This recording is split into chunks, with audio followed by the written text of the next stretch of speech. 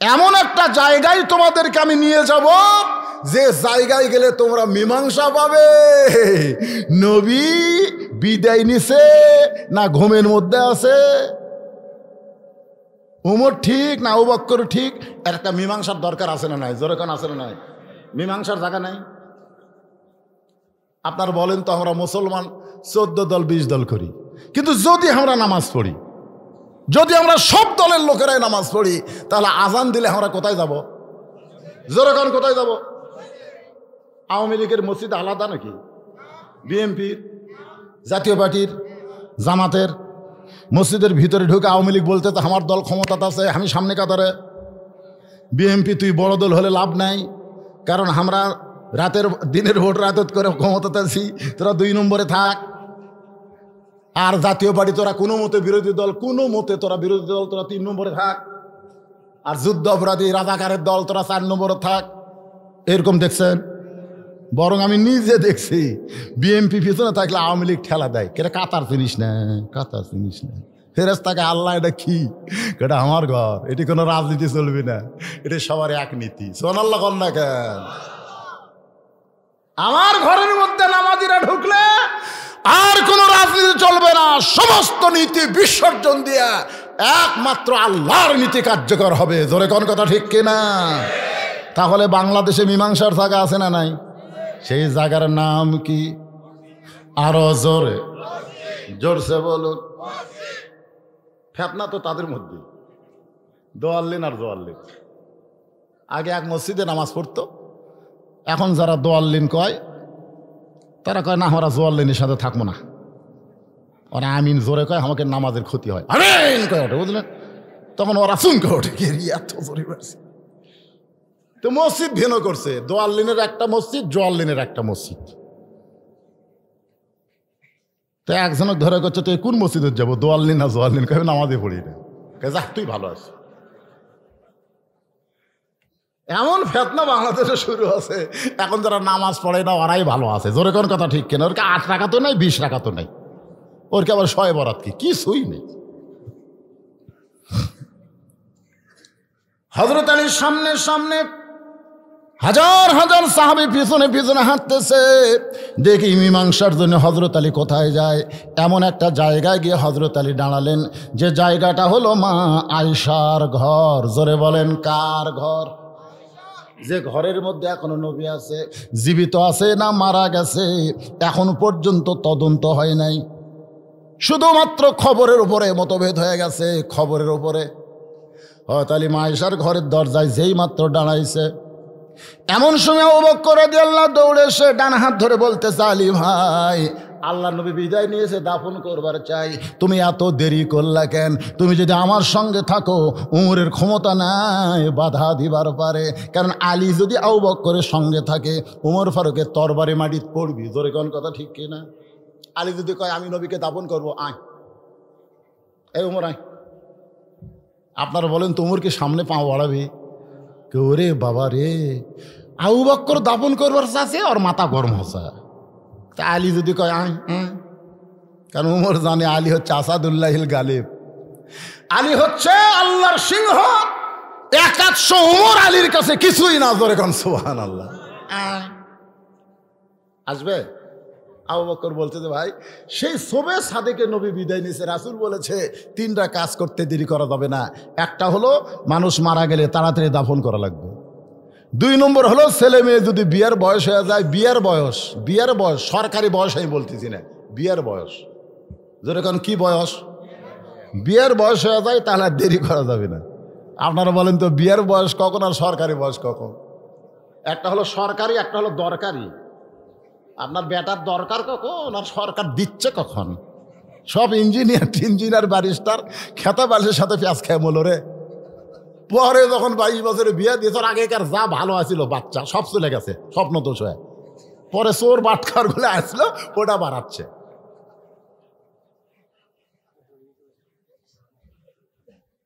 এই জন্য ছেলে মেয়ে যখন বিয়ের বয়স হবে তখন দেরি করা যাবে। 3 নম্বর হলো আপনি অভাবী মানুষ, ঋণগ্রস্ত হয়ে গেছেন, টাকা পয়সা হাতত আসলে ওই ঋণ পরিশোধ করাতে দেরি করা যাবে না। তাহলে কয়টা? এক নম্বর কি? এক নম্বর হলো মারা গেলে দাফন করতে দেরি করা যাবে না। সুবে সাদেকে নবী দুনিয়া থেকে বিদায় নিয়েছে, এখন পর্যন্ত নবীকে দাফন করা গেল না। এই উমরের পাগলামির কারণে তুমি যদি আমার সঙ্গে থাকো আলী ভাই, তাহলে নবী দাফন করতে আর কোনো অসুবিধা নাই। এমন সময় হযরত ওমর এসে আলীর বাম হাত ধরে বলতেছে, আলী খবরদার আবু বকরের কথা মানতে পারবা না, কারণ আল্লাহর নবী কোনোদিন মরতে পারে না।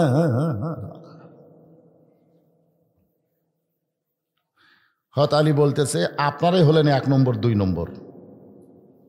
আবু বকর হচ্ছে কয় নম্বর? দুই।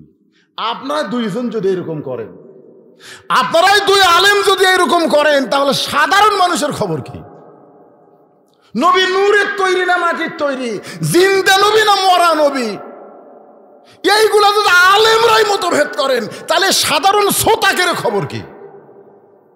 এরা তো বক্তা করে জুতে দিয়ে মারবি। জোরে কোন কথা কর না কেন? কে রে, আজ থেকে 20 বছর আগে কোনো দিনও ওয়াজের প্যান্ডেলে আমার কেউ স্লিপ দেয়নি হুজুর নবী কিসের তৈরি, কোনো দিনও দেয়নি, কিন্তু এখন দেয়। এই সাহস আর পালে করতে গা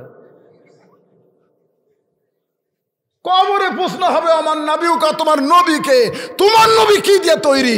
এই প্রশ্ন মুনকির নাকির কবরে করবে না। জোরে কোন কথা ঠিক কিনা? অথচ সেইটা নিয়ে হ্যাঁ করে বসে থাকা সালাম দেবো না, খাড়াই থাকা সালাম দেবো, দরুদ শরীফ কুন্ডা পড়বো, সল্লাল্লাহ পড়বো, টান মারবো নাকি? আগে আমি এই দরুদ খুবই পড়তাম, আল্লাহুম্মা সাল্লি আলা, যেটা পড়ি আল্লাহুম্মা সাল্লি আলা, মানে এই দরুদ পড়লে বোঝা যায় জনগণ জেতা আছে। আর দরুদ ইব্রাহিম পড়লে মনে হয় আমি একলাই পড়তেছি, কোনো সমস্যা নেই। তা আমি এই আল্লাহুম্মা সাল্লি আলা টানের দরুদ বাদ দিলাম কেন? আমি চিটাগাং যখন গেলাম তখন থেকে এই দরুদ পড়তেছে, আল্লাহুম্মা সাল্লি আলা সাইয়্যিদিনা মুহাম্মদ ওয়া আলা আলি। এটা হলো চিটাগাংয়ের ঢং। কোন রঙের ঢং? আবার কুমিল্লা যখন ওয়াজ করবার গেলাম তখন থেকে আল্লাহুম্মা সাল্লি আলা মুহাম্মদ ওয়া আলা আলি সাইয়্যিদিনা মুহাম্মদ। আবার বগুড়া যখন আসলাম তখন আমার টান। আমি গেলাম কি একই দরুদ, এক এক জায়গাত এক এক টান। কিন্তু যেদিন থেকে দরুদ ইব্রাহিম শুরু করলো সেদিন চিটাগাঙ্গেরও যে টান, কুমিল্লার ওই টান, বগুড়ার একই টান। আমি দেখলাম যে দরুদের সব জায়গায় একই টান থাকে, এটাই আসল দরুদ। কথা কর না কেন রে ভাই, এটা আসল, সব জায়গাতে এক টান। কিখন বোঝা লাগবে না? বোঝার দরকার আছে না নাই? হ্যাঁ, আমি সেদিন থেকে দেখলাম এক এক জায়গাতে এক টান না দিয়ে এক টানে যেটা হয় সেটাই করা হোক, ফেতনা হবি না। যেরকম কি হবি না? দরুদ ইব্রাহিম নামাজের দরুদের কোনো ফেতনা আছে? যেরকম কোনো ফেতনা আছে নাই। আপনি হলেন এক নম্বর, আপনি হলেন দুই নম্বর। আপনার দুইজন যদি এমন মতভেদ করেন, তাহলে সাধারণ মানুষ যাবে কোন জায়গায়? আমার কাছে গেছিল আবু যর গিফারের নেতৃত্বে, আমি আইছি মা আয়েশার ঘরের দরজায়। আবু বকর বলে কি বলবার চাও? ওমর ফারুক বলে আলী কি বলবার চাও?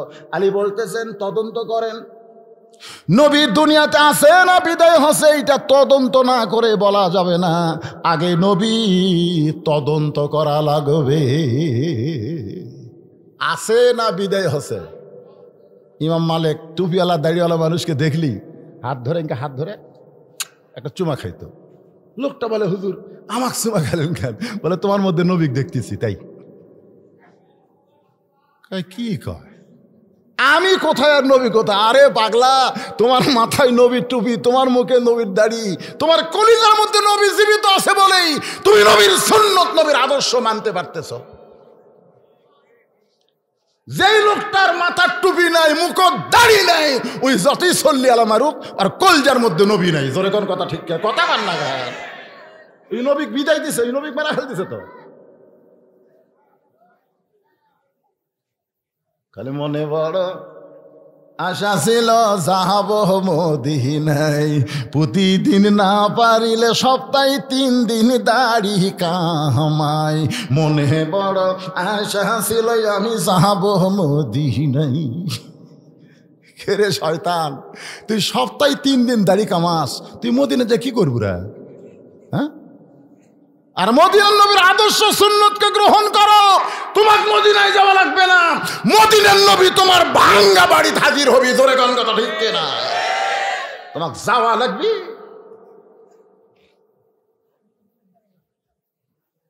একটু মনোযোগ দিয়ে শুনতে হবে, কারণ নিয়ত করেছি এই পটি দেওয়া ব্যবসার করব না। আমার শরীরও অসুস্থ, গোটা শরীর দা ঘাও বার হয়ে গেছে, 36 বছর হলো ওয়াজ করতেছি। এই পটি দেওয়া জোরে কোন কি দেওয়া? খামাকা আমার কিছু লাভ হবি, পকেট ভরে টেকা লে দেবো। এখন হাসরত যে আল্লাহ আমাকে ধরবি, কে রে শালা তুই টেকা কামাই ধান্দা করে পটি মারছু, কে রে গরম হলে জেলিক আবার বাইর হয়, সেটা করে কি লাভ করে? এই জন্য নিয়ত করছি যে সামনে তাকার পটি দেওয়া ব্যবসা আমি করব না, একেবারে বন্ধ, মানে টোটাল আউট।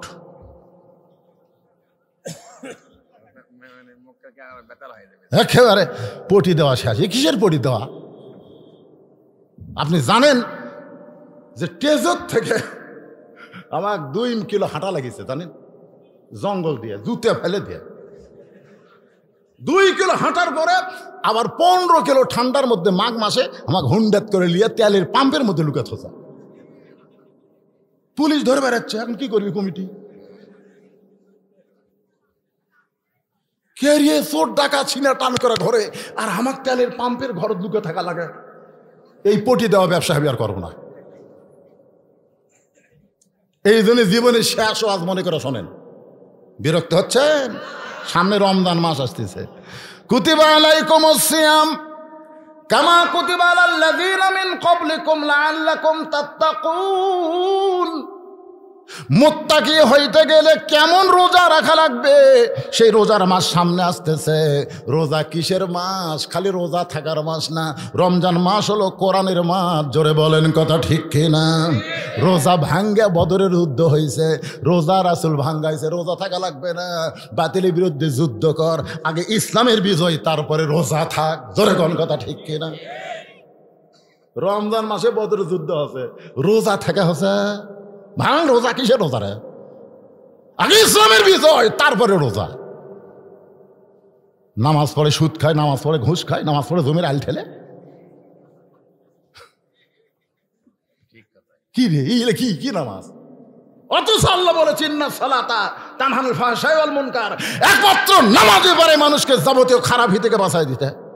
3 বার হজ করে এসে বেটাক দিতে 20 বিঘা জমি, বেটিক দিছে আদান। 3 বারের হাজি। কোরআনে আল্লাহ বলছে ছেলে যা পাবে মেয়ে তার অর্ধেক পাবে, তুই আদান দিলি কেন? কি কি জানা লাগবে না? জানা লাগবে না? রোজা আসতেছে সামনে, সাইজ হন। আর হোটেলের দরজাত কালো পর্দা, আপনারাও সাইজ হন।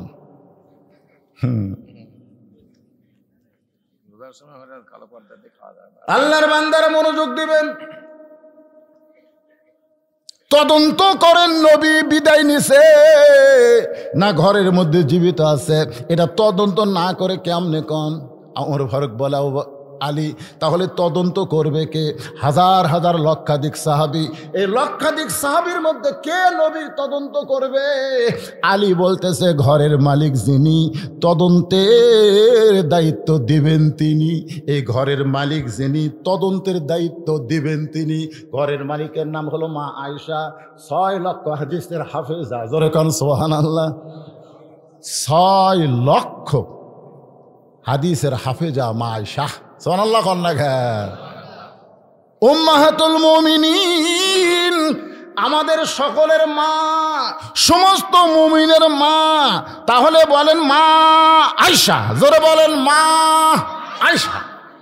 তদন্তের দায়িত্ব দিবেন তিনি, এ ঘরের মালিক যিনি। এখন হজরত আলী বলতেছেন, মা বাহিরে নবী নিয়ে গন্ডগোল চলতেছে। একদল বলতেছে নবী বিদায় নিছে, নবী দাফন করব। আর একদল বলতেছে নবী বিদায় নেয়নি, নবী মরি নাই, তাহলে দাফন কেমনে হবে? ও মা, তুমি এখন তদন্তের দায়িত্ব কাকে দিবা?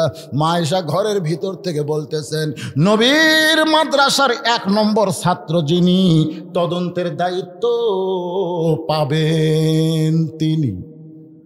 আপনারা বলেন তো কারো নাম কইছে? যখন কারো নাম কইছে? নাম বললি বিপদ, নাম বললেই বিপদ। এমন একটা কথা বলেছেন, আল্লাহর নবীর মাদ্রাসার 1 নম্বর ছাত্র যিনি তদন্তের দায়িত্ব পাবেন তিনি। সমস্ত সাহাবী বললেন 1 নম্বর হলেন আবু বকর। লিল্লাহে তাকবীর। ওমর ফারুক ছোট্ট,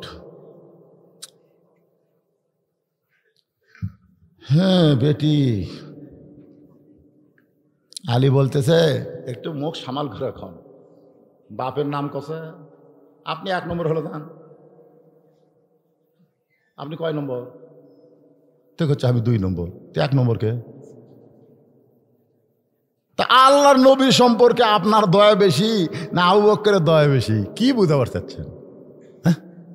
আপনি তরবারি লিয়া নবী মার বেড়াচ্ছিলেন, আর আবু বকর উরাতকে নবী বালিশ বানায় ঘুমায় গেছিল, বিষাক্ত সাপের কামড় 9 বার সহ্য করেছে, তারপরে নবীকে ঘুম থেকে ডাক দিবার চাই নাই, চোখের পানি পড়ে নবী চেতন বসা। কি বুঝাবার চাচ্ছেন? আপনার মহব্বত বেশি। আল্লাহ রাসূল বলেছেন, আমার সমস্ত উম্মতের নেকি যদি 1 পাল্লায় দেওয়া হয়, আবু বকরের ওই হিজরতের রাতের নেকি যদি অন্য পাল্লায় দেওয়া হয়, সমস্ত উম্মতের নেকির চাইতে আবু বকরের নবী মহব্বতের নেকির ওজন বেশি হবে। এরা হজ, নামাজ, যাকাত সব কিছুর চাইতে নবীর মহব্বতের নেকির ওজন বেশি হবে। নবীর মহব্বত, আল্লাহর ইবাদত আর নবীর মহব্বত। খালি ইবাদত করে, নবীর মহব্বত নাই। কি নবীর মহব্বতের দরকার আছে? দরকার আছে না নাই? একটু মনোযোগ দিয়ে কথাগুলো শুনবেন।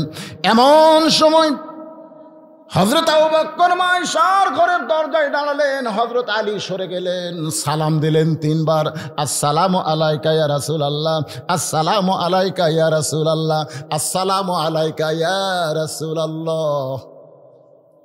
ওমর ফারুক বললেন, আলী ভাই, এটা তো বিদায় নেওয়ার সালাম না। বিদায় যদি নিত তাহলে তো এইভাবে সালাম দিত না। আসসালামু আলাইকা, ওগো নবী আমার সালাম গ্রহণ করেন। তাহলে যদি বিদায় নেয় তাহলে মরা মানুষক তো কেউ সালাম দিবে না। এখানে আর একটা ফতুয়া খেয়াল করবেন। ফতুয়াটা হলো, আমাদেরকে যখন কেউ সালাম দিবে তখন আসসালামু আলাইকুম বলবে, আর নবীকে যখন সালাম দিবে তখন আসসালামু আলাইকুম কিন্তু বলা যাবে না, আসসালামু আলাইকা বলা লাগবে। আরবি ব্যাকরণ হলো কা 1 বচন, কুমা 2 বচন, কুম হলো বহু বচন। আমি আপনি সালাম দিলে কুম শব্দ বহু বচন উল্লেখ করা লাগবে, আর নবীকে সালাম দিলে 1 বচন বলতে হবে। কারণ আমাদের 2 কান্দে 2টা ফেরেশতা থাকার কারণে বহু বচন ব্যবহার করা হয়। আর নবীর কান্দে কোনো ফেরেশতা নাই, কারণ ফেরেশতার বাপের ক্ষমতা নাই যে নবীর কান্দত বসবার পারে। জোরে কোন কথা ঠিক কি না? কারণ লাইলাতুল মিরাজে ফেরেশতা জিবরাইল এসে দেখে নবী ঘুমের মধ্যে আছে। ওগো আল্লাহ, যেই নবীকে নিয়ে আপনারা আরশে যাবার হুকুম দিলেন সেই নবী ঘুমের মধ্যে, আমি এখন কি করব? আল্লাহ কয়, জিবরাইল নবীকে ডাক দাও। বলে, আল্লাহ কিভাবে ডাক দিব? আল্লাহ বলে, তোমার জিহ্বাটা বের করে নবীর পায়ের তালুতে সুরভুরি দাও। সমস্ত ফেরেশতার সর্দার জিবরাইল জিহ্বা বের করে নবীর পায়ের তালুতে সুরভুরি দেয়। নবী ঘুম থেকে চেতন পায়া বলে, জিবরাইল কি করলা?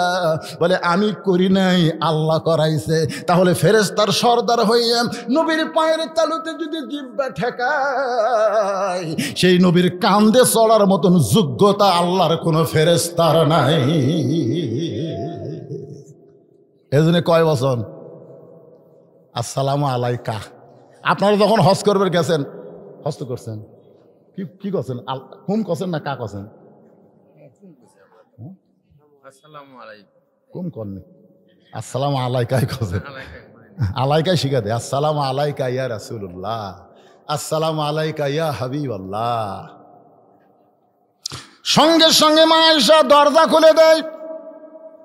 মা আয়েশা দরজা খুলে দেওয়ার সঙ্গে সঙ্গে আবু বকর ঘরের মধ্যে ঢুকতেই দরজা বন্ধ করে দেয়। আবু বকর রাদিয়াল্লাহু নবী তদন্তের জন্য যখন রওনা দিচ্ছেন, মা আয়েশা খফ করে বাপের হাত ধরে বলতেছে, আব্বু, বাবা, নবীর শ্বশুর, সোনাল্লাহ, বাবা, নবী তদন্তের জন্য আপনি আয়েশার ঘরে ঢুকেছেন, তদন্ত করার আগে আমার 3টা প্রশ্নের উত্তর দেওয়া লাগবে। আবু বকর বলে, আয়েশা কি 3টা প্রশ্ন করবে? 1 নম্বর প্রশ্ন হলো, আল্লাহর কোরআনকে কোনোদিন কবর দিবার পারবেন? আবু বকর চমকে বলে, আয়েশা তুই কি পাগলি হয়েছিস? আল্লাহর কোরআনকে কোনোদিন কবর দেওয়া যায়? আয়েশা বলতেছে, বাবা আপনি বাহিরের মানুষ, আপনি জানেন না, আর আমি ভিতরের মানুষ, আমি জানি। আপনি হলেন বাহিরের আর আমি হলাম ভিতরের। আপনারা বলেন তো, আবু বকর যতই নবীর কাছের হোক, আবু বকর কিন্তু বাহিরের মানুষ, আর আয়েশা হলো নবীর ভিতরের মানুষ। বাজান গো, নবী দরজা খুলে বসে আছে, এমন সময় উম্মাহাতুল মুমিন আয়েশা নবীর ঘরে ঢুকছে। নবী উঠে গিয়ে দরজা বন্ধ করে দিল। আয়েশার সম্মানে দরজা বন্ধ করে নাই। দরজা বন্ধ করার কারণ হলো, নবী হলেন এখন আর নবী নাই, এখন স্বামী হয়ে আয়েশাকে বুকের মধ্যে নিবার চাই। বাজান, আয়েশা থরথর করে কাঁপতেছে। আল্লাহ নবী বলে, আয়েশা কাঁপার কারণ কি? বলে, জুতার পরশে আল্লাহর আরশ ধন্য হয়ে গেছে, যদি কোনো বেয়াদবি হয় সেজন্য শরীর কাঁপতেছে। রাসূল বলে, আয়েশা রে, একজন নবীর জুতার পরশে আল্লাহর আরশ ধন্য হয়েছে। আয়েশা বলে, হুজুর আপনি তো সেই নবী। রাসূল বলে, আমি সেই নবী ছিলাম যতক্ষণ দরজা খোলা ছিল, দরজা যখন বন্ধ হয়ে গেছে তখন আমি নবী নই, আমি হলাম স্বামী আর তুমি আমার বিবি। বাবা, আপনি হলেন বাহিরের মানুষ আর আমি আয়েশা হলাম দরজা জানলা বন্ধ করা মানুষ। জোরে কর সুবহানাল্লাহ। আপনি কি আমার চাইতে বেশি জানেন? আল্লাহর কোরআনকে যদি দাফন করা না যায়, তাহলে শোনেন, আল্লাহর কোরআনও যা, আল্লাহর নবীও তাই। কোরআন যদি দাফন করা না যায় গো বাবা, তাহলে আল্লাহর নবী আপনি কেমনে দাফন করবে? আবু বকর বলে, আয়েশা তুই তো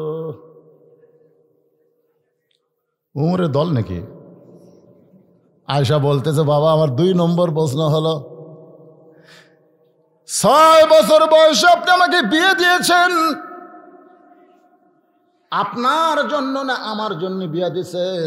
আপনি সত্যি করে বলবেন। এটা হলো আমার 2 নম্বর প্রশ্ন। আমার বয়স যখন মাত্র কয় বছর? 6 বছর। মেয়েরা বিয়া বোঝে? এই যেরকম বিয়া বোঝে। আপনি সত্যি করে বলেন তো, আমার জন্য বিয়া দিছেন না আপনার জন্য বিয়া দিছেন? আমার 3 নম্বর প্রশ্ন হলো, যখন আমাকে নবীর সঙ্গে বিয়া দিছেন, তখন নবীর সঙ্গে বিয়া দিছেন না মানুষের সঙ্গে বিয়া দিছেন? এইটা চিন্তা ভাবনা করে উত্তর দিয়া তারপরে নবী তদন্তে যাবেন। আবু বকর বলে, আয়েশা হাজার হাজার মানুষ বাহিরে দাঁড়ায় আছে, হাজার হাজার সাহাবী বাহিরে দাঁড়িয়ে আছে, আমি তোমার ভিতরের প্রশ্নের উত্তর দিবার পারবো না। আয়েশা বলে, বাবা উত্তর যদি দিবার না পারেন, আপনি নবীর কাছে যাবার পারবেন, কিন্তু তদন্তের সহি রিপোর্ট আপনি দিবার পারবেন না। এখন কি করবে আবু বকর? ঘরের মধ্যে ঢুকা কায়দা না বেকায়দা? প্রশ্ন করছে কয়টা? ধরে কোন কয়টা? যখন আল্লাহ রাসূল দুনিয়া থেকে বিদায় নিছে, কতিপয় মহিলা মা আয়েশার কাছে গেছে, খুব খেয়াল করেন তো, যাই বলতেছে, মা আমরা নবীর সম্পর্কে আপনার কাছে একটু শুনবার চাই। আয়েশা বলতেছে, নবী সম্পর্কে না আমার স্বামী সম্পর্কে? তুমি এরা বলতেছে নবীও যিনি আপনার স্বামীও তিনি, একই তো? আয়েশা বলতেছে, না এক না, কারণ 6 বছর বয়সে নবীর সঙ্গে আমার বিয়ে হচ্ছে। কয় বছর? আর 9 বছরে আমি নবীর ঘরে আইছি। বিয়ে হচ্ছে 6 বছরে, কিন্তু 9 বছরে আমি নবীর ঘরে আইছি। আর আমার 18 বছর যখন বয়স, তখন নবী বিদায় নিছে। তাহলে সর্বসাকুল্যে 9 বছর আমি নবীর সংসার করছি। এই 9 বছরে আমি 3 বার নবীকে দেখছি আর 1000 বার আমার স্বামীকে দেখছি। তোমরা কোনটা শুনবে? 3 বার নবী দেখছি সেটা শুনবে না স্বামী সম্পর্কে শুনবে? মেয়েরা কয়, আমরা তো বাইরে থেকে জানি যাই স্বামী তাই নবী। কয় না, স্বামী আর নবী এক না, স্বামী আর নবী এক না। আমরাও তো গোলাপ ধাঁধে পড়ে গেলাম। কে রে,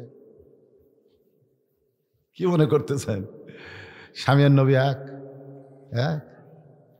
আয়েশা বলতেছে, নবীর মাথা একদিন আমার উড়াতে ছিল, এমন সময় আল্লাহর কোরআন ওহী নাজিল হয়েছে, আমার উরাত মনে হয় উহুদ পাহাড় উঠছে, আমি আর চিৎকার দেওয়ার উরা তো টান দেবার পারি না। অল্প সময় আল্লাহ রাসূল বলে, আয়েশা খবর কি? হুজুর এরকম কেন? বলে আমি একটু নবী হয়েছিলাম, আমার কাছে কোরআন আছে তো, ওই সময় তোমার স্বামী ছিলাম না, নবী হয়েছিলাম। সোনাল্লাহ না। আরো 2 বার নবী হিসেবে দেখেছি। মেয়েদেরকে বলতেছে তোমরা কোনটা শুনবা, স্বামী না নবী? বলে আপনার নবী সম্পর্কে শুনবার চাই। মেয়েদের কথায় পরে আসতেছে। আমার মায়েরা যারা পর্দায় আছেন একটু ধৈর্য ধরেন। এখন চলে আসি আমরা আবু বকর রাদিয়াল্লাহু আনহু। আয়েশার 3টা প্রশ্নের সামনে উত্তর না দিয়ে চলতেছে নবী তদন্তের জন্যে। যেই নবী তদন্তের জন্য রওনা দিয়েছে ঘরের কোনায়, এমন সময় জান্নাতের একটা করুণ সুর শোনা যায়। আবু বকর বলে, আয়েশা এমন করে জান্নাতের করুণ সুরে কে কান্দে, কে কান্দে রে আয়েশা? এমন করুণ সুরে কে কান্দে? আয়েশা বলতেছে নবীর মা নবীর শিয়রের পাশে বসে বসে কাঁদতেছে। আবু বকর বলে, আয়েশা তুমি কি ভুল বকতেছো? নবীর মা নবীর শিয়রের পাশে কেমনে বসবে? আয়েশা বলতেছে, বাবা এই জন্যই তো আপনি বাইরের মানুষ, আপনি ভিতরের খবর জানেন না। নবীর শিয়রের পাশে বসে জান্নাতে সুরে যে কান্দে সে হলো নবীর মা ফাতেমা। আবু বকর বলে, আয়েশা ফাতেমা নবীর মা কেমনে হয়? ফাতেমা হলো নবীর মেয়ে। আয়েশা বলে, আমিও তাই জানতাম। উম্মে সাউদা, উম্মে সালমা আর আমি আয়েশা 3 জন মিলে যখন নবীর সামনে বসে আছি, আমরা বিবিরা যখন নবীর কাছে থাকি তখন নবী ছোট বাচ্চার মতন হয়ে আমাদের সঙ্গে খেলাধুলা করে। জোরে খান সুবহানাল্লাহ। উম্মে সাউদার পেটও হাত দেখায়, ভুঁড়ি বাড়তিছে, খাওয়া কমাও, ক্ষুধা লাগলে 3 ভাগ করো। কয় ভাগ? 1 ভাগ খাও, 1 ভাগ পানি পাও, পান করো, 1 ভাগ আল্লাহর জন্য ফাঁকা রাখো। ভুঁড়ি বাড়ে কে? বইয়ের ভুঁড়ি ধরে বলতেছে, নবী নাই তো স্বামী। ধরে কারণ সুবহানাল্লাহ। উম্মে সালমা নবীর মাথার চুল দেখতেছে, যতই দেখো পাকেনি। 63 বছরে নবী দুনিয়া থেকে বিদায় নিছে, নবীর মাত্র 2টা কি 3টা দাড়ি পাকছিল। সুবহানাল্লাহ কন্যা কেন? আর আয়েশা নবীর গা টিপতেছে। 3টা বিবি নিয়ে নবী যখন আনন্দ করতেছে, এমন সময় নবীর মেয়ে ফাতেমা ঘরের মধ্যে ঢুকছে। যেই মাত্র ঢুকছে সঙ্গে সঙ্গে নবী দাঁড়ায় গেছে। নবী দাঁড়িয়ে সালাম দিয়ে বলে, মা আপনি কষ্ট করে কেন আমার ঘরে আইলেন? আমারে ডাকলি তো আমি আপনার ঘরে যাইতাম। আয়েশা বলে, ইয়া রাসূলুল্লাহ কি করতেছেন? মেয়ে ঘরের মধ্যে ঢুকলো আর আপনি বাবা হয়ে দাঁড়িয়ে তারে সালাম দিয়া মা সম্বোধন করে এমন করে কেন বলতেছেন? আল্লাহর নবী বলে, আয়েশা দুনিয়ার সবাই জানে ফাতেমা আমার মেয়ে, কিন্তু আমি নিজের চোখে দেখেছি ফাতেমা হইল আমার মা। আয়েশা বলে, হুজুর সবাই জানে মেয়ে, আপনি নিজের চোখে কেমনে দেখলেন? আল্লাহ রাসূল বলে, তাইফের ময়দান থেকে রক্তমাখা শরীর নিয়ে যখন আমি ফিরে আসলাম মক্কায়, ওই সময় আমার 4টা মেয়ে ছিল। 3টা মেয়ে কুলসুমা, জয়নাব আর রুকিয়া। ঘরের মধ্যে ঢুকি বলতেছে, বাবা তায়েফবাসীরা বড় খারাপ বাবা, এত পাথর মারছে বাবা, আপনার গোটা দেহ রক্তাক্ত হয়ে গেছে, এই কষ্ট আপনি কেমনে সহ্য করবেন বাবা? এই কষ্ট আপনি কেমনে সহ্য করবেন?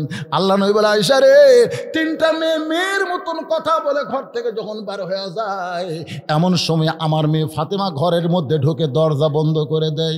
আল্লাহ নবী বলে, ফাতেমা দরজা কেন বন্ধ করলেন মা? ফাতেমা বলতেছে, বাবা তোমার আল্লাহর সঙ্গে আমার কিছু ঝগড়া করা লাগবে। আল্লাহ নবী চমকে গিয়ে বলে, ফাতেমা আল্লাহর সঙ্গে কোনোদিন ঝগড়া করা যায়? বলে, তুমি রহমাতুল লিল আলামিন, তুমি পারবা না, তুমি পারবা না বাবা। আল্লাহ তোমাকে রহমতের সাগর করে দুনিয়াতে পাঠাইছে, তাই তুমি কিছুই বলতে পারবা না। দরজা বন্ধ করে বলতেছে, আল্লাহ তোমার ইব্রাহিম যখন নমরুদ আগুনের চুলা জ্বলাইলো, চুলা পড়ার আগে তুমি শান্তির বাগান করে দিবার পারলা। আল্লাহ তোমার মুসাকে সাগর রাস্তা বানায় দিলা, আর আমার বাবা এমন কি অপরাধ করেছে আল্লাহ, তাইফের পাথর তুমি কেন তুলা বানাবার পারলা না? ওরা যখন আমার বাবাকে পাথর মারলো, তুমি পাথরগুলো যদি তুলা বানায় দিতা তাহলে আমার বাবার চামড়া কেটে কেটে রক্ত বের হতো না। তুমি আমার বাবাকে মায়ের পেটে থাকতে নিয়ে গেছো, 6 বছর বয়সে আমার না বাবার মাকে তুমি নিয়ে গেছো। আমার বাবাকে তুমি এত কষ্ট কেন দাও আল্লাহ? আমার বাবা তোমার কি ক্ষতি করেছে? নবী বলে, আয়েশা রে এই কথা ঘরের মধ্যে বলে বলে ফাতেমা দরজা খুলে যখন বের হয়ে যায়, আমি মনে করলাম আমার 3টা মেয়ে কি কথা বলে চলে গেল, আর এই পাগলি কি কথা বলে কোথায় যায়। তাকায় দেখি উনানে পানি গরম করতেছে আর জয়তুনের তেল গরম করতেছে, আর 2 হাত খালি বুকের উপরে মারতেছে আর বলতেছে, আল্লাহ আমার কলিজা স্যাদ হয়ে গেছে, আল্লাহ আমার কলিজা নাই গো আল্লাহ। আমার মা খাদিজা যখন দুনিয়া থেকে বিদায় নিছে তখন আমার হাতে আমার বাপকে তুলে দিয়ে গেছে। খাদিজা বলেছে, ফাতেমা রে তোর বাবার কেউ থাকলো না মা, আমি চলে গেলাম, তোর বাবাকে কে দেখবে মা। আমি মায়ের মাথা শুয়ে বলেছিলাম, মা কোনো চিন্তা করো না মা, তুমি চলে যাও কবরে, আমি আমার বাবাকে আমার আসলে রাখবো। আজকে সেই বাবা রক্তাক্ত হয়ে বাড়িতে এসে, আল্লাহ তুমি কষ্ট নিও না, তুমি রাগ করো না, তোমার বাবা নাই বলে তুমি বুঝতে পারতেছো না আল্লাহ, তোমার বাবা থাকলে তুমি বুঝতে পারতা রক্ত মাখা শরীর নিয়ে বাবা সন্তানের কাছে আসলে সন্তানের কেমন কষ্ট হয়। নই বলা আয়সারে পানির তেল গরম করার পর ঘরের মধ্যে ঢুকে আবার যখন দরজা বন্ধ করে দেয়, আমি বললাম, ফাতেমা আবার কেন দরজা বন্ধ করলি মা? ফাতেমা বলতেছে, ভালো লাগবে বাবা, ওই রক্ত মাখা শরীর আর কতক্ষণ থাকবেন? আল্লাহ নবী বলে, আয়েশা ফাতেমা দরজা বন্ধ করে দিয়া আমার দেহের রক্তমাখা কাপড়গুলো খুলে আমার গোটা দেহ ওই গরম পানি দিয়া নরম কাপড় চুবড়ায়া চুবড়ায়া গোটা দেহ পরিষ্কার করতেছে। ওই ফাতেমার উরাতের উপরে মাথা দিয়ে আমি শুয়ে আছি, ওই নরম হাতের জয়তুনের গরম তেল আমার ক্ষতস্থানে যত জায়গায় তায়েববাসী পাথর মারছে প্রত্যেকটা জায়গায় যখন নরম আঙ্গুলের পরশ দেয়, আমি নবী কখন যেন ঘুমায় গেছি। ওই ঘুমের ঘরে আমি স্বপ্নে দেখি আমার মা আমেনা আমার শেওরের পাশে দাঁড়ায়া কাঁদতেছে। আমি নবী বললাম, মা এত বছর পরে আহত সন্তানকে দেখতে আইসেন আর জবর দেব না। আল্লাহ নবী বলে, আয়েশা আমি স্বপ্নে আমিনার হাত মা বলে যখন ধরেছি ওই সময় ফাতেমা আমার কপালে চুমা খায়, ফাতেমার চোখের গরম পানি আমার চোখের মধ্যে ঢুকে যায়। আমি ঘুম থেকে চেতন পেয়ে বলি, মা কি জন্য কান্দিস তুই? ফাতেমা বলে, বাবা আপনি মনে হয় স্বপ্ন দেখছেন বাবা, স্বপ্নে আমার হাতটা মা বলে চাইবা ধরছেন, এখন পর্যন্ত হাতটা যে আপনি ছাড়েন না। রাসূল বলে, ফাতেমা স্বপ্নে মা বলে যদি তোর হাতটা চাইবা ধরি তাহলে তুই শুনে নে, তুই শুধু আমার মেয়ে না, তোর কলিজায় আমার মা আমেনা।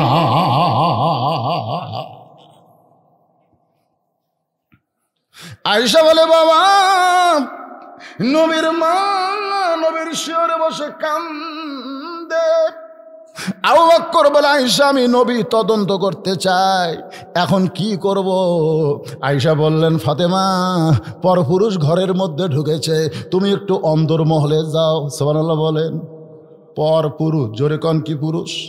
পরপুরুষ। আবু বকর হলেন পরপুরুষ। হ্যাঁ, আর এখন মুরিদের বউ পিঠ ঢুকতেছে, কি পুরুষ? কথা কয় না।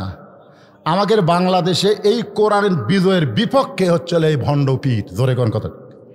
এই শালা ভণ্ডপীরেরা কোনোদিনও চাবে না যে কোরআন দিয়ে বাংলা রাষ্ট্র চলুক। এই ভণ্ডপীর রাস্তা না বাংলার জমিনে রাখা ঠিক না। জোরে কোন কথা? ঠিক কিনা? হায় হায় হায় হায় রে,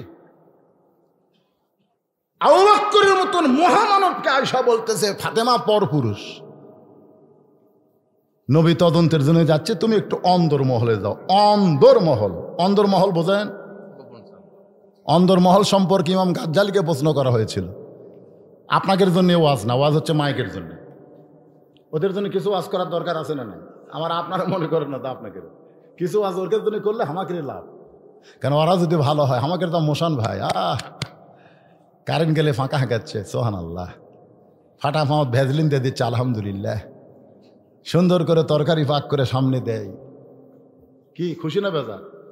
খুশি তো লাভ। একটু মনোযোগ দিয়ে শোনেন, অন্দরমহল সম্পর্কে ইমাম গাজ্জালিকে প্রশ্ন করা হলো। হুজুর অন্দরমহল কি? ইমাম গাজ্জালী বলেন অন্দরমহল হলো কোনো মেয়ে মানুষ মারা গেলে ওই মেয়ে মানুষরা লাশ ধরে যারা কবরে নামাবার পারবে কেবলমাত্র তারাই অন্দরমহলে ঢুকতে পারবে। অন্দরমহল মানে কবর, অন্দরমহল মানে কবর। অন্দরমহল মানে কি? এজর এখন কার কবর? মেয়ে মানুষের কবর। এখন বলেন একটা মেয়ে মানুষ মারা গেলে, আপনার ফতুয়া দেন আপনারাই, একটা মেয়ে মানুষ মারা গেলে কারা কারা লাশ ধরে কবরে নামার পারবে কোন?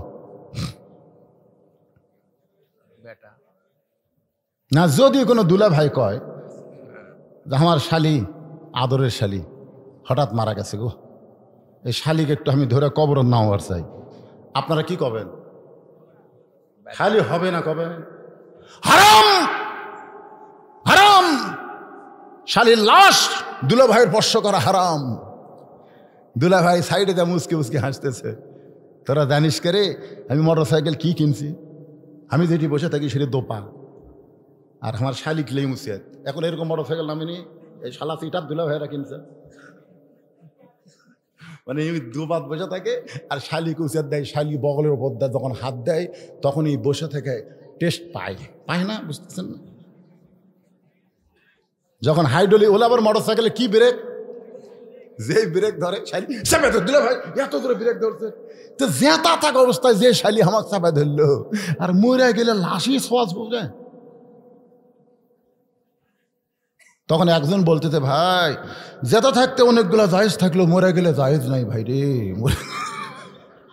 জেতা থাকলে অনেক জায়েজ হলেও মরে গেলে বলে জায়েজ নাই। আমার এলাকার এক মেয়ে মানুষ মেম্বর আছে, যাকি পাচ্ছে তার হাত ধরতেছে। আমার এলাকার এক মেয়ে মানুষ, আপনাকে এলাকার না, যাক পাচ্ছে মরদ, ভাই ভাই এই ভোটটা আমাকে দেওয়া লাগে ভাই, হাত ধরে। তা আমি ওর স্বামী কোনো কে রে, তুই মরদ মানুষ, তুই মরদ না হিজড়া রে? তোর বউ যে ভোটের ডানা দিছো, যাক তার হাত ধরা বুকুর ঠেকাচ্ছে, ভোটের দরকার হুজুর, ভোটের দরকার হুজুর। তুই সত্যি করে বলতো, তোর ওই বউ যদি মরে যায় তুই কয় কাপড় দিব? তখন করছে হুজুর আপনি জানেন না, মেয়ে মানুষ মরে গেলে 5 কাপড়। তো মরে গেলে 5 কাপড় দিয়ে কি করবো রে? জেতা থাকতেই যা করতে যা। এই ছেলেরা কি মেয়েদের জন্য মরা গেলে 5 কাপড় দিছে, আবার একজন বলতে যে ভাই মেয়ে মানুষের লাশ দেখা জায়েজ নাই, মানে কাফন দিয়ে তোদের তাও বলে দেখা জায়েজ নাই, তুই কি করা লাগবি? চাদর দিয়ে ঢাকা তো ভাই। আর একজন বলে খাটনি দেখাও জায়েজ নাই, মেয়ে মানুষের খাটনি দেখাও জায়েজ নাই। একেবারে বড় একটা চাদর দিয়ে খাটনির মধ্যে ঢাকাতেছে। ফেরেশতা খালি ঘুরতেছে আর বলতেছে আল্লাহ এই মেয়ে যখন জেতাইছিল গোটা পাড়া মারিছে আল্লাহ, তো মরে গেলে 5 কাপড় দিয়ে আবার চাদর দিয়ে ঢাকলো কে? আল্লাহ বলতেছে ওই দেশের নাম বাংলাদেশ রে, ওই দেশে বাঁচতে মানে না রে, মরার পরে মানে রে, মরার পরে মানে।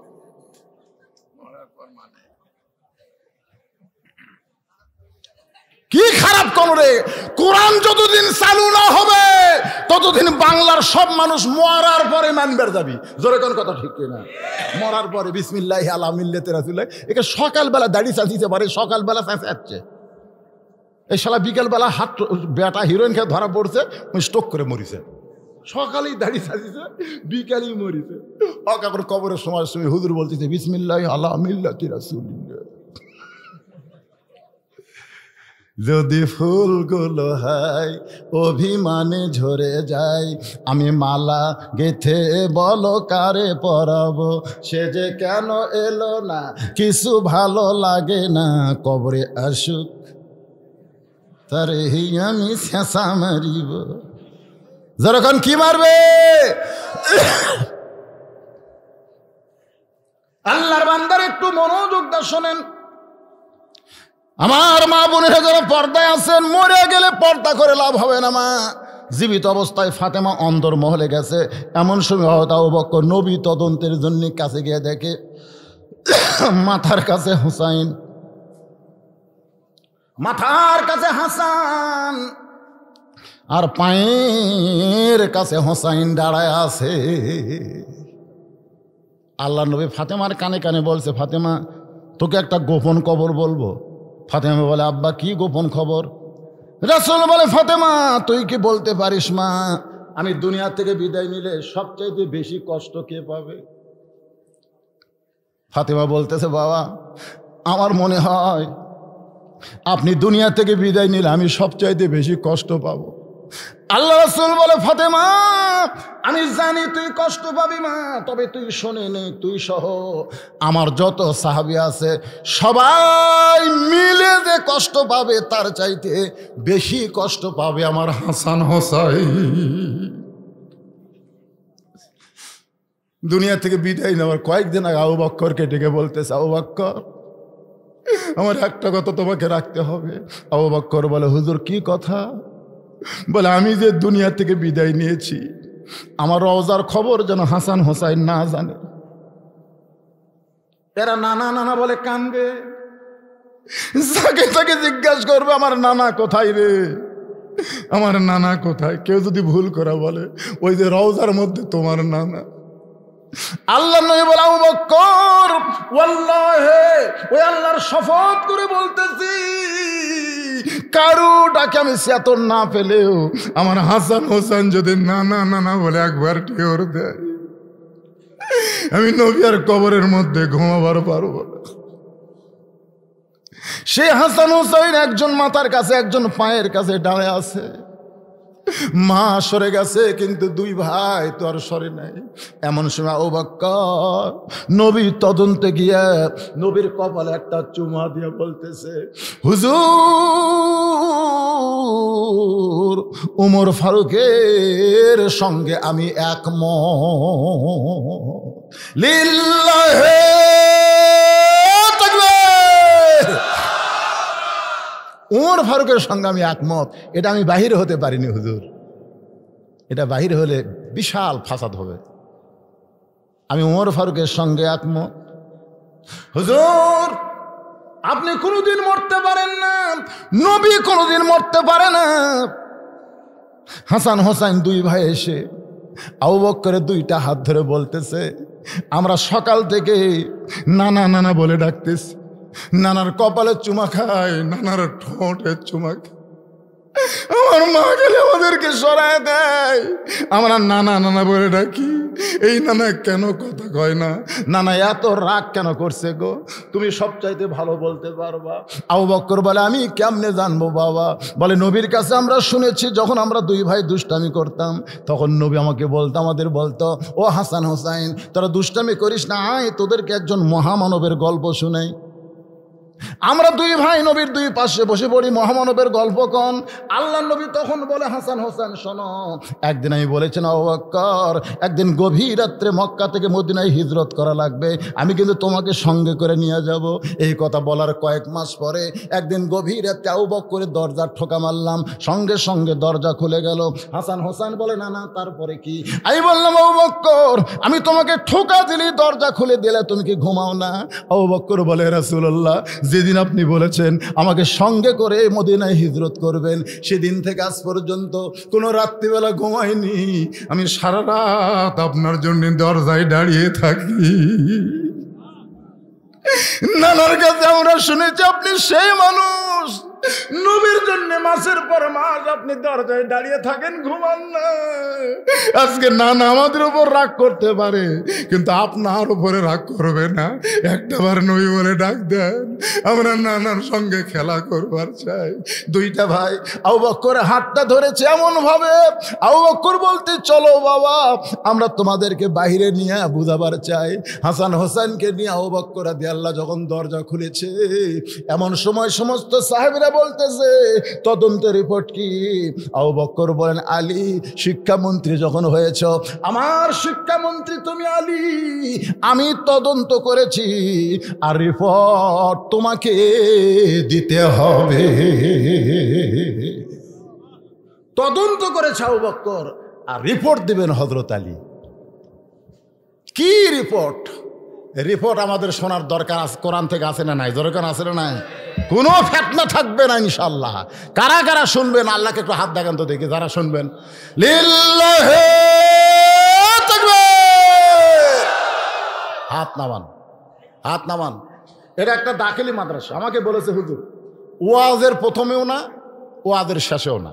আমি যখন উঠছি আপনার ঘড়ি ধরে দেখেন ভাই, একেবারে 1 ঘন্টা 40 মিনিট আমি কথা বলছি, এখন 5-7টা মিনিট। হাফেজি মাদ্রাসা ব্যাগ সব আছে, সব ব্যাগ বুঝা পাচ্ছেন? এই লা ইলাহা ইল্লাল্লাহ, লা ইলাহা, লা ইলাহা ইল্লাল্লাহ মুহাম্মাদুর রাসূলুল্লাহ সাল্লাল্লাহু আলাইহি ওয়াসাল্লাম। কুতিবা আলাইকুমুস সিয়াম, কাতাবা থেকে কুতিবা লিখিত হয়ে গেছে রমজান। যখন ফরজ কোনো কথা আল্লাহর পক্ষ থেকে বলা হয়, কুতিবা আলাইকুমুল কিতাল, অনেক সময় কিতাল করা ফরজ কোরআনে আছে না নাই? যেরকম আছে না নাই? রোজাটা আমাদের জন্য আল্লাহ ফরজ করেছে, শুধু আমাদের জন্য করে নাই, আমাদের পূর্ববর্তী যারা ছিল তাদের জন্য রমজান ছিল। কিন্তু 30 দিন এরকম একটা রহমত, বরকত, রহমত, বরকত, মাগফিরাতের মাস ছিল না, যে মাসটা আল্লাহ আমাদেরকে দান করেছে। যে আয়াত দিয়ে আজকের আলোচনা, আমি আয়াত দিয়ে ভূমিকা দিয়েছিলাম, সে আয়াতের কথা বলে আবার আমি চলে আসতেছি হযরত আবু বকর আলীর কাছে। বাজান একটু মনোযোগ দিয়ে শোনেন। পূর্ববর্তীদের জন্য রোজা ছিল, কিন্তু এইরকম এক মাস ধরে রোজা রমজানের মতন ফজিলতের মাস তাদের ছিল না। আল্লাহ আমাদের জন্য ফরজ করেছে। আর এই রোজার মাধ্যমে আল্লাহ বলেছে লাআল্লাকুম তাত্তাকুন, তোমরা মুত্তাকি হতে পারবা। নামাজের দ্বারা মুত্তাকি হওয়া যাবে না, হজের দ্বারা মুত্তাকি হওয়া যাবে না, যাকাতের দ্বারা মুত্তাকি হওয়া যাবে না। মুত্তাকি হওয়া যাবে কেবলমাত্র রমজান মাসে রোজা দ্বারা। ধরে কান সুবহানাল্লাহ। এখন আপনাদের একটু বোঝানোর জন্য বলতেছি, এই যে আমরা নামাজ পড়ি কার জন্যে? আল্লাহর জন্যে। জোরে বলেন কার জন্যে? আবার মাঝে মধ্যে মানুষকে দেখানোর জন্য নামাজ আছে, যার কারণে আল্লাহ বলেছেন ফাওয়াইলুল লিল মুসাল্লিন। ফাওয়াইলুল লিল মুসাল্লিন মানে কি বুঝতেছেন না? জামাই নামাজ পড়ে না, শ্বশুরের বাড়িতে গেছে, শ্বশুর আবার পাকা নামাজি, জোহরের আজান মসজিদে দিছে, শ্বশুর বলতেছে বাবা, বাবা রে, জামাই বাবা মসজিদে আজান দিছে, আসো নামাজ পড়ে যাই। তো জামাই বইয়ের কাছে গেলে ঘুষ ঘুষ করতেছে, বউ কয় যাও, আব্বা ডাকতেছে যাও। আমার যে শরীর, যেই কত শরীর, বউ রাগ করে কয় তোমার কি মাসিক হচ্ছে নাকি? মেয়ে মানুষের মাঝে মধ্যে শরীর ঠিক থাকে না, মেয়ে মানুষের মাসে 3 দিন 5 দিন শরীর ঠিক থাকে না। আল্লাহ নামাজ রোজা বাতিল করে দিছে। জোরে কথা কন ঠিক কিনা? তুই মরদ মানুষ, আব্বা ডাকতেছে, তোমার শ্বশুর ডাকতেছে, তোমার একটা শালা নাই, সম্বন্ধ নাই, আমরা 3 মেয়ে, মোট সম্পত্তি তুমি পাবে, আমরা পাবো। আর সেই আব্বা ডাকতেছে যাও, কয় শরীর, এই কি শরীর, যাও। শ্বশুর বলতে কে বাবা নামাজের জন্য ডাকতেছে, দেরি করো কেন? ওই এখন তো শরীরও পাক নাই, ওজুও জানে না, ওজু সারা জীবনে কোনোদিন করেনি, ওজু করতে খলবল খলবল করতেছে। কি চলেন আব্বা যাই। আপনারা বলেন তো ওই কি আল্লাহর জন্যে? তাহলে নামাজ আল্লাহর জন্যও পড়ে, মানুষকে দেখানোর জন্য অনেকে নামাজ পড়ে, এরকম আছে না নাই? একলা একলা যখন নামাজ পড়ে তখন দেখবেন খালি ঢকা ঢক মারতেছে। আবার মসজিদের মধ্যে যখন নামাজের নিয়ত করছে তখন আর মন বলতেছে তুই কি একলাই করে, আশেপাশে লোকজন কিন্তু ঠিক মতো দেখতেছে, রুকু সেজদা ঠিক মতো করিস। বাড়ির যখন একলাই নামাজ পড়ে মাজা খাড়া করেন, রুকুর থেকে মাথা না ধরতে মারেতে, আবার সেজদার থেকে দুটো বসা লাগবে, না বসে ওটি আবার খপ খপ করে মারে, এরকম আছে না নাই? ধরে এখন তাহলে নামাজ কার জন্যে? আল্লাহর জন্যেও হয়, আবার মানুষকে দেখানোর জন্যও নামাজ হয়। হজ আল্লাহর জন্যে মানুষ করে, আবার মানুষকে দেখানোর জন্যেও হজ করে না। খালি একটা অতিথির নামের আগে আলহাজ লেখেনি। আমার মাহফিলের লেখা লাগতো আলহাজ অমুক, কিন্তু আলহাজটা লেখেনি, পুরা নামই লেখছে কিন্তু আলহাজ লেখেনি। ওই আশা বিজ্ঞাপন পড়াই বলতেছে এই বিজ্ঞাপনকে সবাল করে, এই বিজ্ঞাপনকে সবাল করে, এই ডাক দে কে রে, আমার নামের আগে আলহাজ নাই কে? এই আমি হজ করিনি। আপনারা বলেন তুই হজ আল্লাহর জন্য করছে না মানুষকে জানানোর জন্য করছে? কথা কয় না, বুঝতে পারতেছেন না? হজ মানুষ আল্লাহর জন্যও করে, আবার মানুষকে দেখানোর জন্যও হজ করে। দেখবেন হজ করে আসার পরে চা খাবার গেলে খালি একই গল্প। ভাই আমি যখন ছাপা মার ওর মধ্যে গেলাম, এত ভিড়, ওর কাছে কেউ শুনবার চায়নি। ওই যে হজ করবার গেছিল, এটা বুঝাচ্ছে জনগণক, ভাই এই যে আতর কিন্তু আমি মদিনাত কিনেছি ভাই, লোকজন এই দেখো এই আতর আমি মদিনাত কিনেছি। সবাই বলতে কে ভাই মদিনাত, তাহলে হজ করবার গেছি, হয় ভাই হজ করছি তো। তাহলে হজ মানুষ কার জন্য করে? কথা কয় না। আবার মানুষকে দেখানোর জন্যও হজ করে। যাকাত মানুষ আল্লাহর জন্যও দেয়, আবার মানুষকে দেখানোর জন্য যাকাত দেয়। রমজান মাসে 1 টাকা দান করলে অন্য মাসে 70 টাকা দান করার সমান সব পাওয়া যায়। দরকার সুবহানাল্লাহ। তাহলে রমজান মাসের যে কোনো দিন আপনি যাকাত দেন চলবে, বছরের হিসাবে রমজান মাসে যাকাত দেন। গরিব মানুষ আসলে বলে আজ না 21শে রমজান দিব, যাই আসে তাক বলে 21শে রমজান, যাই আসে তাক বলে 21শে রমজান সকাল 10টায়। যত লোক আইছে সব লোককে বলছে 21শে রমজান সকাল 10টায়। আর 2টা ভিডিও ম্যানকে বলছে তোরা আসিস তো, ক্যামেরা বন্দি করা লাগবে, এটা লাইভ দেওয়া লাগবে। জোরে কোন কি দেওয়া লাগবে? লাইভ দেওয়া লাগবে। শত শত মানুষ দাঁড়ায় আছে আর ভিডিও ম্যান ভিডিও করতেছে, আর বেটা যাকাত দিচ্ছে। এই যাকাত কি আল্লাহর জন্য দিচ্ছে না মানুষকে দেখানোর জন্যে? জোরে কোন মানুষকে দেখানোর জন্য না আল্লাহর জন্যে? মানুষকে দেখানো। তারা আপনারা কি বুঝলেন? নামাজ আল্লাহর জন্যও পড়ে, মানুষকে দেখানোর জন্যও পড়ে। হজ আল্লাহর জন্যও করে, মানুষকে দেখানোর জন্যও করে। যাকাত আল্লাহর জন্যও দেয়, আবার মানুষকে দেখানোর জন্যও দেয়। কিন্তু একমাত্র রমজান মাসে রোজা, এইটা মানুষ যে মানুষকে দেখানোর জন্য করে না, এটা কেবল মাত্র আল্লাহর জন্যে করে। কারণ 16 ঘন্টা পানি পান না করে না খেয়া মানুষ 16 ঘন্টা পর্যন্ত মানুষকে দেখানোর জন্য কেউ রোজা থাকে না। মানুষকে দেখানোর জন্য না হয় বাহিরে রোজাদার হিসেবে থাকলো, কিন্তু যখন গোসল করবার যায় তখন তোর সাথে আর কেউ নাই। দরজা বন্ধ করে দিয়া ঠান্ডা পানি যখন মাথার উপর দিয়ে ঢালতেছে, মন বলতেছে কলজা কিন্তু তোর ফেকসে ধরে গেছে, কলজা কিন্তু তোর কেউ শুকে গেছে, কলজার পানি নাই। দেখ কেউ দেখতেছে না, দরজা জানলা তো নাই, দরজা বন্ধ। 1 জগ পানি খা, যেই পানি মাথার উপর ঢালিস ওই পানি খা, কেউ দেখবি না, কেউ দেখবি না, কেউ দেখবে না, কেউ দেখবে না। ইমান বলতেছে মন রে তুই বলতে পারিস কেউ দেখবে না, কিন্তু আমি রোজাদার, আমার ইমান বলতেছে কেউ না দেখলেও আমার আল্লাহ দেখতেছে।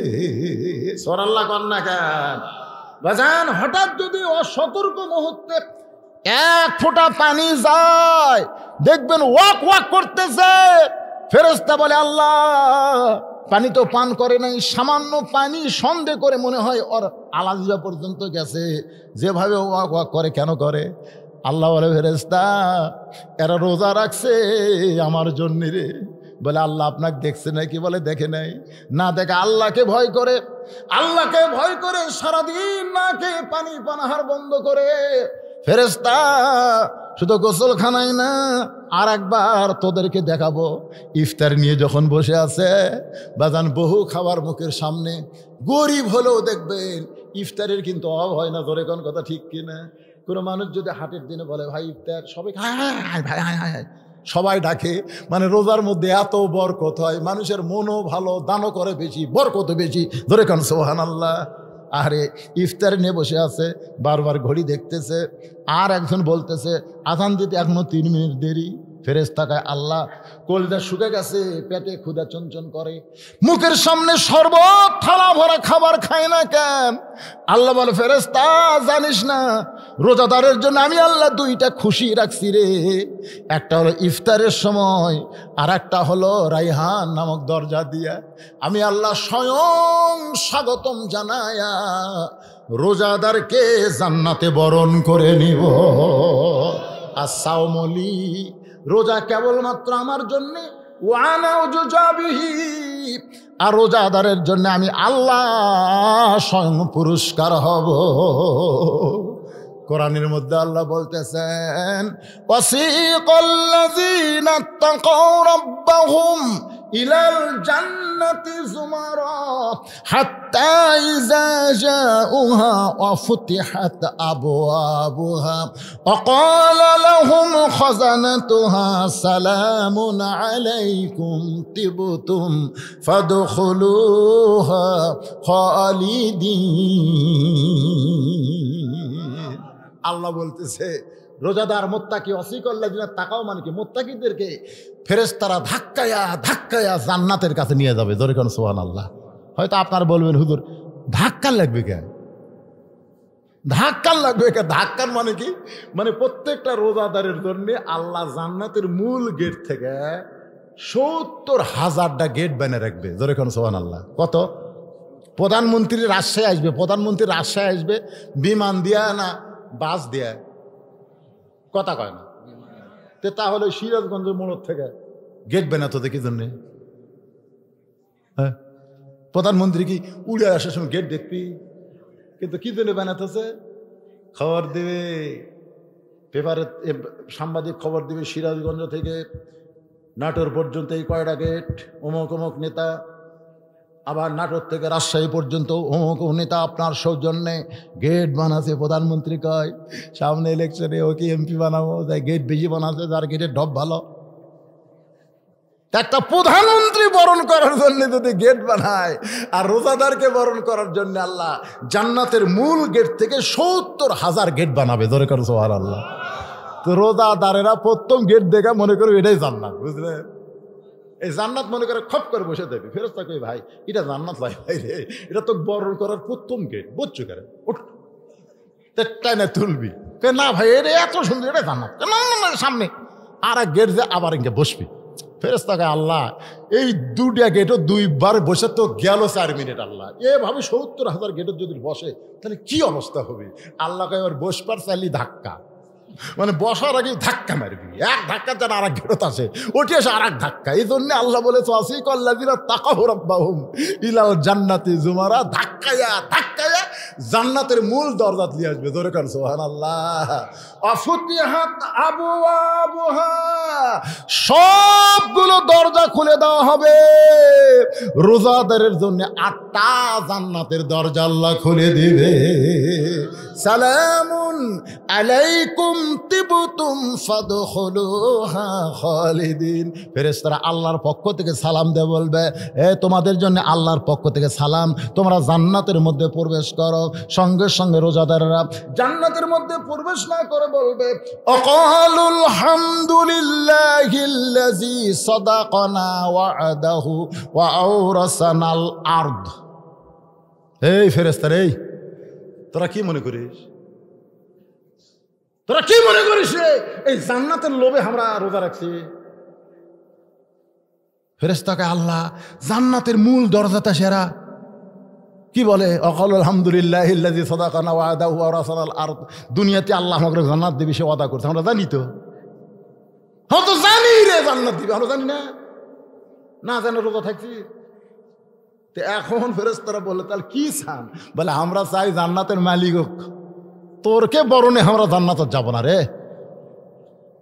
তখন ফেরেশতা বলবে আল্লাহ এরা তো সেই খেপা। তখন আল্লাহ কয় নতুন আর একটা দরজা বানা, তার নাম হলো রায়হান। ধরে কোন সুবহানাল্লাহ।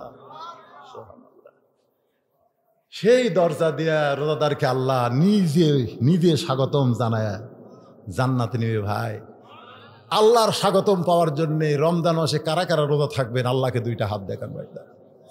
আল্লাহ আল্লাহ আল্লাহ আমাদের সকলের জন্য কবুল কর আল্লাহ, সবার জন্য কবুল কর আল্লাহ। হাত নামান, হাত নামান ভাইজান।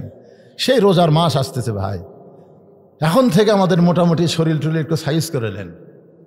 রোজার মাসে যান যায় এখন আমার গ্যাস হচ্ছে, আমার ইয়ে হচ্ছে। আরে রোজা থাকলে গ্যাস কমে, ডায়াবেটিস কমে। ডায়াবেটিসের রুগী কোন দিল কই ভাই আমার চা পাত খালি বাড়ি, এই যত কম খাবো তত তোর ডায়াবেটিস কমে যাবি। ধরে কেন সুবহানাল্লাহ। আমার গ্যাস ভাই রে মিছা, এটা সম্পূর্ণ ভুয়া কথা। রোজা থাকলে অ্যাসিড গ্যাস কমে যায়, ঠিক তাই, ঠিক না? এই যারা অজুহাত দেখাবি এ মোলরে, এরা মোলরে। এই জন্য সবাই হাত তুলছেন। আল্লাহ আল্লাহ যুবকেরা 2 দিন কোরআনের মাহফিল করেছে। আল্লাহ আজকে প্রথম দিনে বেশি রাত ওয়াজ করা ঠিক না, তারপর আমি 2 ঘন্টা কন্টিনিউ ওয়াজ করলাম। যখন উঠছি 9:30টা কাঁটায় কাঁটায় মাইক, আবার এখনো বাজে 11:30টা কাঁটাই কাঁটাই 2 টাকা হালাল হয়ে গেছে। এখন আছে আবু বকর, হাসান হোসেন হাত ধরে মনে আছে না ভুলে গেছেন, মনে আছে না ভুলে গেছেন। আমি জানি সব বক্তার ওয়াজ ভুলে গেলেও বজরিদের ওয়াজ কেউ বলে না। আই রে সেই 2003 সালে ওয়াজ করছি, তোমার হুঁশ নেই? এক লোক আমাকে বলতে তো হুজুর গোটাল ওয়াজ আপনাকে শোনাবো, শুনবেন? আমার বিশ্বাস হলো না, কে রে গোটাল ওয়াজ শুনাবি? তো এক করে না, হাফেজ ছাড়া তো পারে না। দেখি শুনে তো এক ভাই ওমর ফারুকের মতন শুরু করে দিল। আমি বললাম কিভাবে? হুজুর আপনার প্রত্যেকটা ওয়াজ হুজুর এমন লাইন 2-3 বার শুনলে মুখস্থ হয়ে যায়। এটাকে আমি মানে বলতেছি কা ভাইজান, একেবারে মুখস্থ হয়ে যাবে। ও একেবারে হুঁশ নাই ওয়াজ বহু লোকের মুখস্থ। তারপর আমি ডিলিট কর কয় হুজুর সব ওয়াজ ডিলিট করবে, এটাকে আমি পারি না হুজুর। আপনার দুটা ওয়াজ আমরা ডিলিট করি না, একটা হলো হাসান হোসেনের ওয়াজ আর একটা হলো হুঁশ নেই। এই দুই ওয়াজ ডিলিট মোবাইল থেকে হলেও মানুষের অন্তর থেকে ডিলিট হয়নি। আর বাবা কালু নিচে নামিস না, এটা সবাই জানে। জোরে কোন কথা ঠিক না? মাথা ছাড়া মজিবর একজনও জানে না এমন শ্রোতা কেউ নেই, ঠিক না বাবা?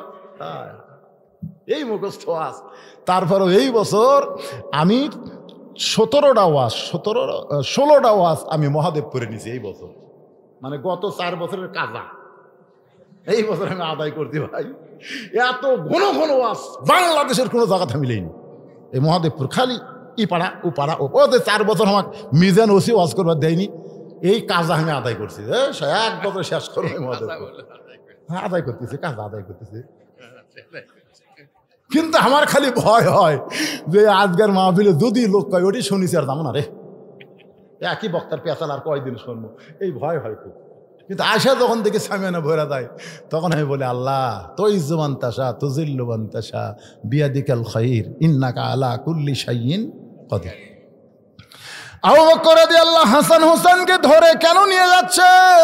কারণ হযরত আলীর তদন্তের যে রিপোর্ট দিবে এইটা সাহাবীরা সকলেই বুঝতে পারবে, কিন্তু হাসান হোসেন বুঝতে পারবে না।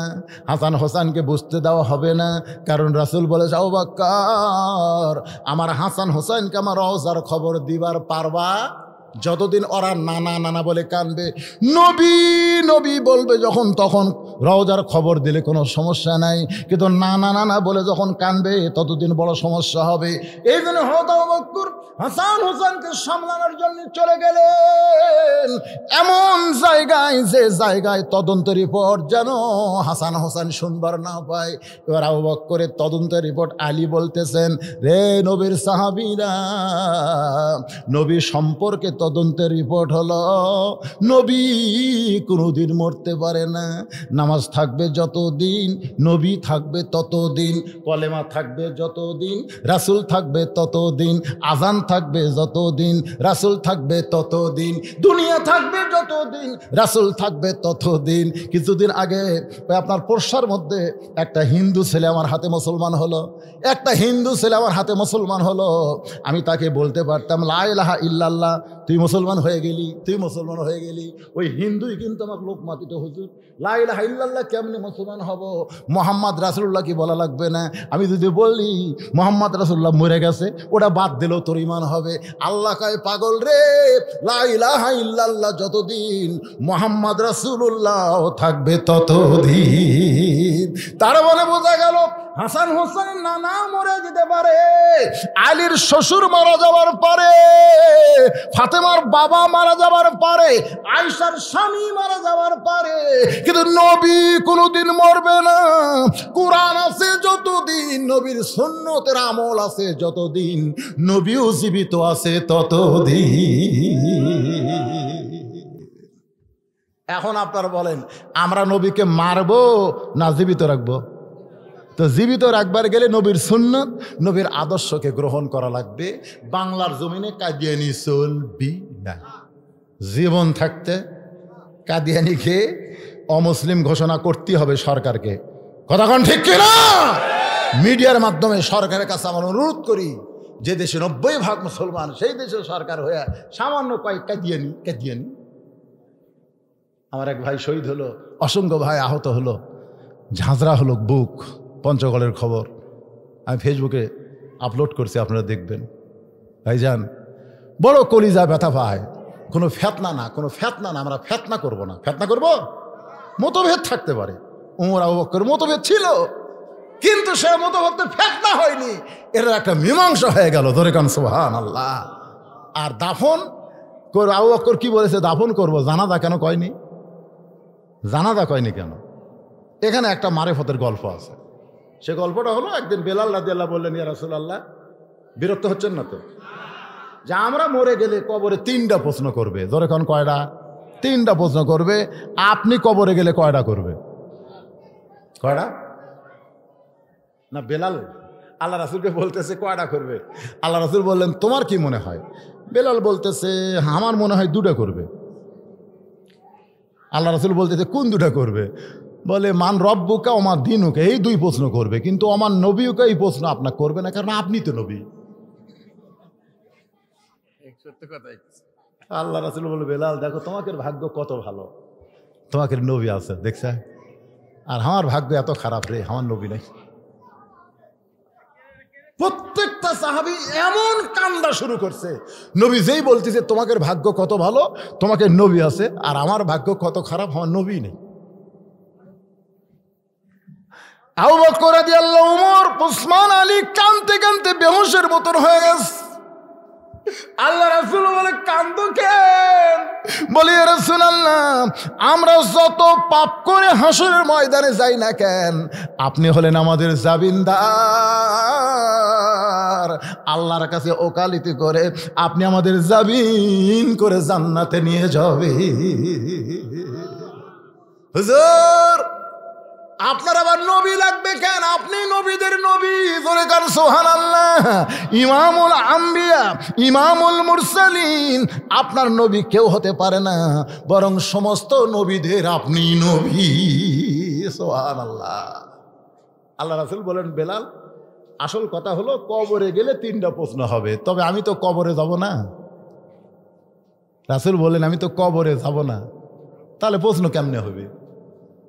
এখন চিন্তা করেন, আমি প্রথম 11 সালে হজ করবার যায় ভুল করছি, আমার সাথী যারা আছে তারা বলতেছি এটা রাসূলের কবর, এটা আবু বকরের কবর, এটা উমরের কবর। যেই কষি ভাই ওটা একটা পাকিস্তানি আছিল বুঝলেন, ওই দৌড়ে এসে আমার আঙ্গুল এমন মোচড় দিছে, পাকিস্তানি, আমার আঙ্গুল মনে ভেঙ্গে গেল সেরকম মোচড় দিয়ে উদ্যুতে যা গাল গাল দিল বুঝলেন। আমি মনে করলাম শালারে আমি একটা হুজুর মানুষ, বাংলার বক্তা রে, আর তুই আমার আঙ্গুল ভেঙ্গে দিল, মানে আমি মারাত্মক ভুল করছি। বলা লাগবে এটা রাসূলের রওজা, এটা আবু বকরের কবর, এটা উমরের কবর, আমি তিনটাকে কবর বানাচ্ছি, এই জন্য আমার আঙ্গুল ভেঙে। নবীর উম্মত হিসাবে আল্লাহ রাসূল রওজা কেন? একটু চেষ্টা করেন, চিন্তা করেন, মহব্বত করেন, আপনি বুঝতে পারবেন, আপনি বুঝতে পারবেন। কিন্তু সাধনা চেষ্টা না করলে এটা বোঝা খুবই কঠিন। কোনো ফেতনা ফাসাদ না হোক, আমরা মিলেমিশে সকলে পবিত্র রমজান রোজা করতেছে, 8 রাকাত পড়তে চাইলে পড়বেন, জামাতে গেলে 20 রাকাত পড়বেন। তারাবির নামাজ আল্লাহ রাসূল একেবারে নিয়মিত জামাতে পড়েনি, তারাবি মানে আরামের সাথে। যদি 20 রাকাত পড়তে 8 রাকাত পড়ে আপনাদের শরীর ক্লান্ত লাগে, তো 1 গামলা মুড়ি মাখা খাবেন, সকলে মিলে মুড়ি টুড়ি খায়, চাটা খায় বিরতি হবে 10 মিনিট, 10 মিনিট বিরতির পরে আবার 8 রাকাত পড়বো, 8 রাকাত পড়ে আবার না হয় 1 কাপ চা খাবেন, খাই আবার শেষে 4 রাকাত পড়বো। তারাবি মানে আরামের সাথে, তারাবি মানে তাড়াতাড়ি লয়, তারাবি মানে আরামের সাথে, আরামের সাথে নামাজ পড়বেন। এই ব্যাঙ্গের মতো লাফালাফি করা লাগবে কি জন্য? আমাকে হুজুর এত তাড়াতাড়ি পড়াই না না, রমজান মাস কি সব দিন পাবেন?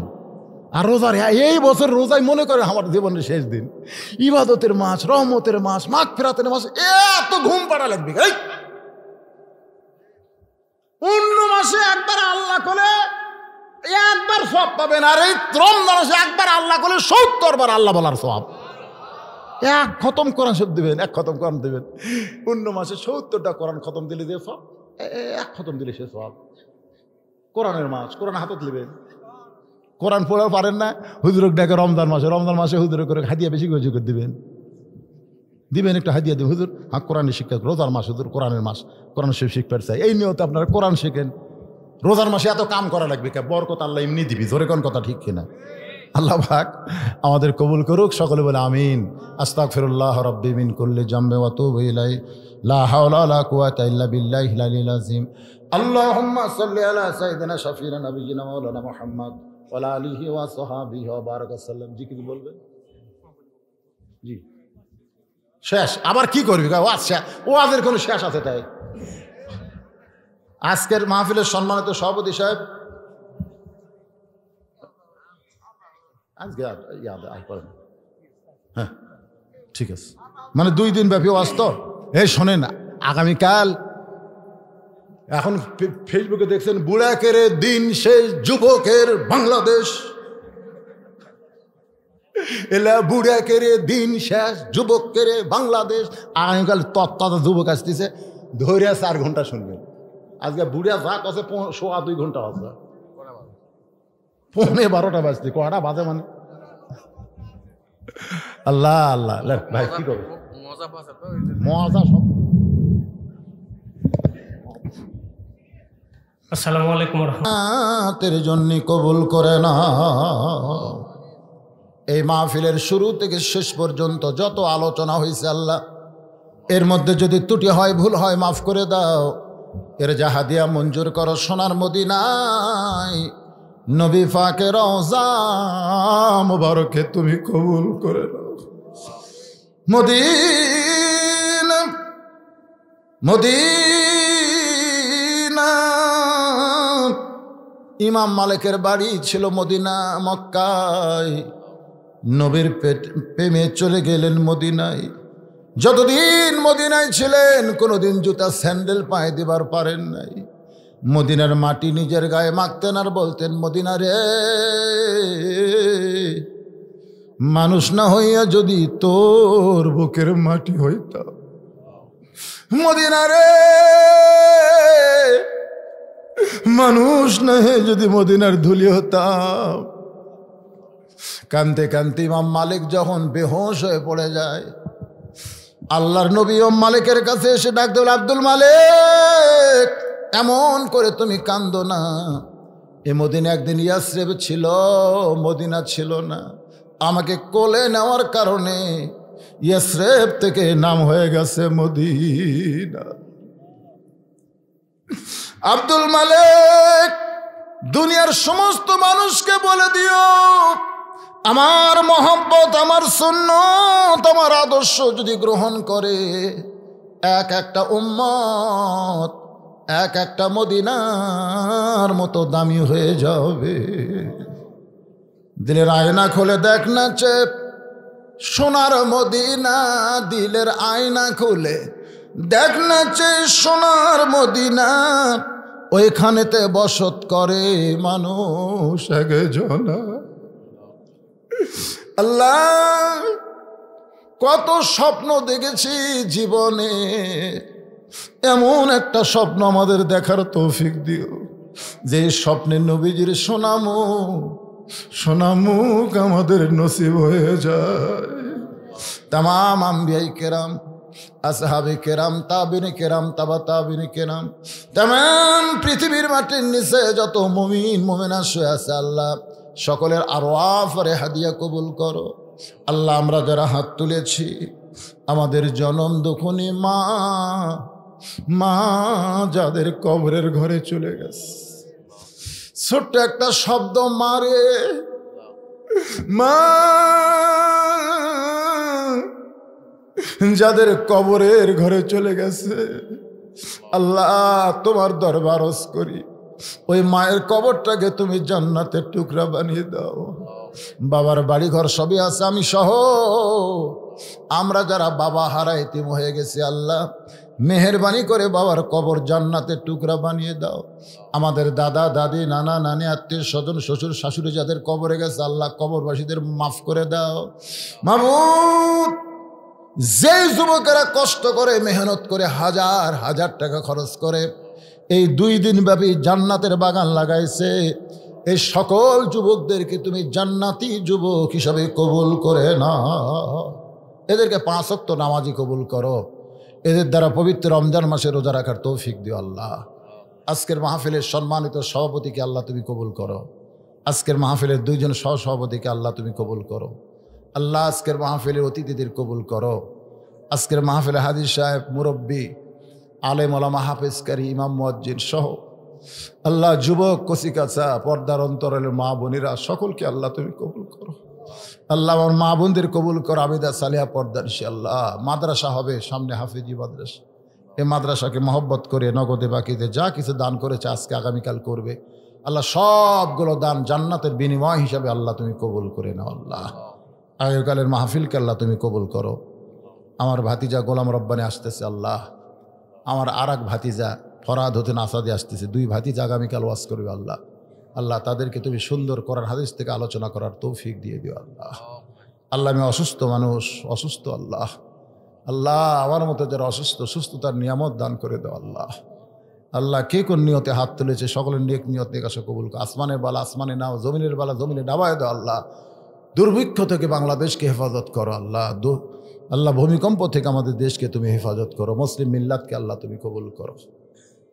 এই দাখিলি মাদ্রাসাকে আল্লাহ তুমি কবুল করো। দাখিলি মাদ্রাসার সমস্ত ওস্তাদ শিক্ষক মণ্ডলী কবুল করো। ছাত্রছাত্রীদেরকে আল্লাহ তুমি কবুল করো।